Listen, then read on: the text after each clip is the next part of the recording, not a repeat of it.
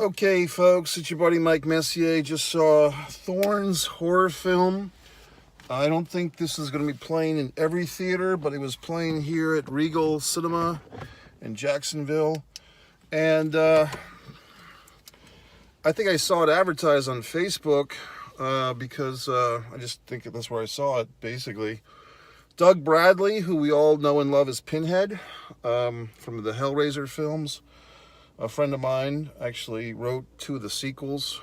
Carl Dupree wrote two of the Pinhead's Hellraiser sequels.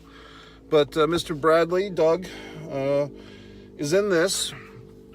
And should you see this movie, should you not? If you're a horror aficionado, like as in you go to horror conventions, yeah, I think you can see this one. If you're not, if you're kind of just, a person who goes to mainstream films, and maybe the occasional horror film, I don't think so. I think this one you have to be kind of like a horror what's the fucking word? Connoisseur, a horror connoisseur, a horror soarer. How's that? A horror. If you could combine horror and connoisseur into one big word, horror connoisseur, horror soarer. That's what you would need to be. I believe the name was Douglas Schultz, was listed as the writer and director, and I believe a female name, I want to say Julia Schultz, seemed like the producer. And I kind of have a feeling, folks, and I don't, need to break the fourth wall here, but from the beginning of this movie, I kind of had a vibe, based on my own experience, that this is one of those kind of low-budget horror films that's trying its best to seem like a high-budget horror film, succeeding for the most part. I mean, the film did look really nice. The effects were great. At times, however, and the opening shots, why do I say such a thing, Mike? Well, I kind of know for several reasons. Some of the clues, okay, blues clues here, that it's kind of, putting first and foremost, Doug Bradley is in this movie, so they know that that's a horror aficionado's favorite. So they kind of have him in this movie, but the scenes that he's in, basically we start off with him on a phone, like a video chat on a phone. Then we see him later in a, where do they put the priest, like a confessional thing in a church? Then we see him, spoilers by the way, then we see him later on in a television, where his image and voice is being kind of, projected to another character. So basically, every time we see Mr. Bradley here, with the exception of the confessional scene where they have the lead actor with him, it feels as if he's in a vacuum, meaning that the actual actor filming these scenes is not required to really be interacting with a whole lot of other actors. He's doing a great job with his performance. He seems like he's got his lines fully memorized, and he's got conviction, and he's very good. He's a great actor, okay? But it doesn't seem like they really... it seems like one of these low-budget horror film tricks, because I've been on some of these sets. They basically hired this guy for one day. It was probably a long day. It was probably a 10 to 12-hour day. They paid him a fair amount of money. And they put him in a nice hotel, and they fed him with respect, and he shook hands and was a gentleman. And I'm not going to say it's not hard to do that, but if you've got the cash, baby, you can get a guy like Mr. Doug Stradley, or you can get Tony Todd or Robert Englund. Like all these horror classic guys, they love to work, they love to get paid, they love to be treated well. They know that they have a fan base. They know that just even a guy like Eric Roberts, as great as he is, if you've got, you don't have to mortgage your whole house, but if you've got a chunk of change to hire one of these gentlemen to be in your film, you can hire one of these gentlemen to be in your film. And that's great. Now, once we have our kind of horror guy cemented, once as a building block to get asses in the seats like you got mine, does the movie hold up? Well, another little trick of the trade is that the movie starts off with a couple of, the fucking little ships that go in the sky. I'm drawing a blank here. I'm having a little amnesia. The little fucking, not the crane, but the fucking, God, what are those fucking things? You know, the little monster fucking thing. You put a camera in it and it flies in the air and it takes the image. It's a camera. God, it's the flying fucking camera thing that everybody has now. God, I'm just drawing a blank on the fucking name. Not crane. Oh, it's driving me up the fucking wall.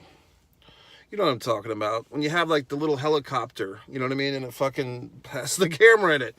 So basically they have a couple of those shots at the beginning. Actually, they were really nice shots. They showed like a snowy terrain. Like the priest guy is driving through this fucking snow and everything. And that was all. Now it's just driving me nuts. Whatever that fucking word is, which we use it all the time now. Drawing, and I can't check the goddamn phone because I'm using the goddamn phone to talk to you people. Anyway, so we see a couple of these shots, you know, high overhead. The shots look good. So whether it was Schultz or one of his associates or the cinematographer did a nice job. We get into the movie, and it's another one of these. You know, is this our universe? Is this a parallel universe just like ours? An alternate reality? There's outer space stuff going on. The church is sticking its nose in the outer space, which I thought was an interesting concept. What happens when the space world, you know, and the religious people try to get involved in that? Okay, interesting stuff. And then we kind of find out that we've got basically a singular contained horror film, which means most of the film is shot on one location, which is fine. And we have a pretty limited cast here, basically 3 principal actors for the most part. Actually 4. We have our priest guy, we have our nun lady, we have, oh God, I'm drawing all these goddamn blanks. The name of the Halloween psychiatrist, I think they use as a doctor here. Dr. Marquise or whatever the fuck. I'm drawing a blank on all these goddamn things. Maybe I've been infected by the monster. So, whatever the fuck. But basically, the doctor has been kind of possessed or infested with this creature. That's the creature you see in the picture for Thorns. He's all crazy and he's got like a fucking thorns on his face.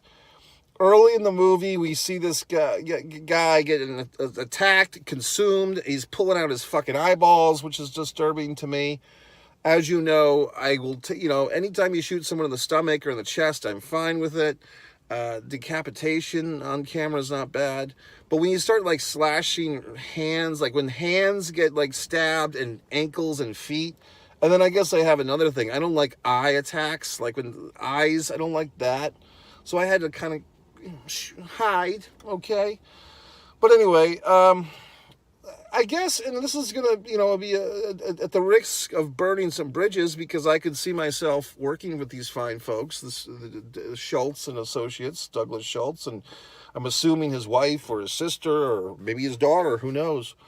But I wasn't too captivated by the lead actor. I said it, mic drop. The guy playing the priest, I thought, I don't want to say he was miscast. I think he may have had issues acting with stuff that wasn't there. Basically, when you're doing one of these movies with a lot of effects, you are acting sometimes with green screen stuff. There's really nothing there for you to act off of. It's a challenge.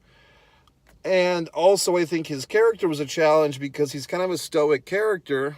Spoiler. It's revealed that his destiny is to be the Pale Rider of the apocalypse. So maybe that explains his devoidness of emotion. But he didn't captivate me, quite honestly. Okay? And there's also this thing, and I've known this before, but I heard this radio chat yesterday, a podcast, where if you are familiar with people, Lady Gaga or Nick Nolte or Robert De Niro, familiarity actually does not breed contempt. It breeds fondness, okay? So when people are famous for being famous, a Kardashian or whoever the fuck, even a Donald Trump, you become more fonder of these people the more you see them. So hence, maybe this fine gentleman, who I don't know who he is, this guy that played the priest, maybe he's doing fine. But I'm just, had the same performance been done by a Harrison Ford or Robert Downey Jr., someone I'd seen a million times, maybe I'd be more forgiving. But I just didn't feel like the emotion was there. And like I said, I get it. He's playing what's supposed to be the Pale Rider, a former priest, all this good stuff. I just felt like he didn't hook me. The nun, I thought she kind of hooked me. I thought the nun did a nice job. And the Thorns creature guy did a good job. And, Doug Bradley there, former Pinhead, he was great. And I see what they did. They basically paid him for a day's work, maybe two, but I would kind of think they if they had their shit together, which I think they did. Basically, watching this film, I kept thinking, this is probably a $200,000 and low-budget film in the SAG sense, at least a few years ago, was $200,000 and less. It might have raised, inflation has raised, maybe that's going up to $300,000 or $250,000. But you could actually make a fairly decent film for $200,000, and with the advanced technologies and editing and so forth, and at times early in this movie especially, I felt like it was a game of show-off. Like, let's show all the fucking things we can do with the shots, whatever that helicopter shot is, whatever the fuck, I'm drawing a blank. With the special effects, the editing, it did feel like this director and whoever edited, maybe it was his wife, sister, whoever, it felt like they were showing off all our tricks, which is fine. However, storytelling comes first, and beyond that, casting sometimes. And no offense, I'm sure that the priest gentleman actor might be watching this. He might be getting upset. He might be praying. He might be swearing at me. But I have to be honest, okay? So there you go, folks. So like I said, should you see it? Should you not? I think if you're a horror buff, because horror people are basically like pro wrestling fans, they will see everything in the genre. So whatever I say, it doesn't really matter. You're either going to see it or you're not. And you might find this review as confirmation bias. And I give this thing like a 3-star type of deal. Funnily, see, that's the thing. Jacksonville, where I live, has a lot of cool stuff going on, but a lot of people just don't know about the stuff going on. There was not a lot of people in this theater tonight. I got in there. There was a couple, okay? I think they probably, like, just judging them, like, they got up and left at a certain point in the film, and it was one of the more brutal attacks. I think they thought they were going to go see a religious movie, and instead they're seeing a horror movie. So I think they got kind of freaked out. That's another thing with this. I kind of had the feeling, without even knowing any of these people, I'm just making up these stories, but it kind of felt like this Schultz character was probably someone that was like into horror film first, and then somehow got into Christianity a few years ago, and then he had this marvelous idea. I'm going to use my knowledge of horror to create a religious film that's going to teach people stuff. And then he did, okay? So it's all a warning. It's all a metaphor. Very good. What else? I don't know if horror and Christian advocacy or warnings of mankind's failure, it comes off, it's fine, but it does come off heavy-handed. And at least for me, I didn't sit there and say, oh my God, now life makes sense and I'm going to go out and be a better person. It's like, okay, that's the movie. A friend of mine told me how the Insane Clown Posse had like this whole gimmick for years and years about what they're who is the great Malenko and who this, that, and the other. And then the big surprise, like their 8th or 9th album is, it's been God all along. And, like the fucking Insane Clown Posse fans were like, what the fuck? So, that's kind of where we're at with this. What else? Like I said, it's a good movie. It's not a great movie. I think, and it's kind of a weird kind of half compliment, half insult, I guess, but not supposed to be. I'm just saying, I had the feeling, based on what I saw in this movie, it felt like a low-budget movie that was looking like a really well made, like they did a good job of making the production values all they could get type of thing. There was one little moment that I think I saw where there's like a hallway and there's like air coming through the hallway and all these like things on the side of the hallway are kind of fluttering. Like, I don't know if they're index cards or postcards on the side of the walls. And then they shot to the reverse angle and they were all just sitting there, not fluttering. And then they go back and they were fluttering. So I don't know if that was a mistake or whatever. But like I said, I mean, the movie is good. But I try to give these reviews as if, you know, I'm getting more critical, first of all. But I'm trying to give these reviews like, what did I enjoy, and then what would other people enjoy? And I would have to say that I think that this one is strictly for the horror, like the hardcore horror connoisseurs, not even like the people that'll go see, you know, Exorcist 5 or whatever the fuck, or A Quiet Place 2. You have to have like one step beyond. You have to have been going to conventions and you have to know all these kind of actors and so forth. That's my thoughts. MikeMessier.com. You can always go to One Man and a Camera Films and watch Disregard the Vampire, Mike Messier documentary, Many Keys, The Heartbreak Monologue. You can see my efforts in horror and you can judge me and you can ridicule my films, okay? So that's it. Or you can enjoy them. So that's it. That's my thoughts. Nice efforts, people, Schultz's. And I'm sure you'll be making more films, and I'm sure I'll be seeing them. So good job.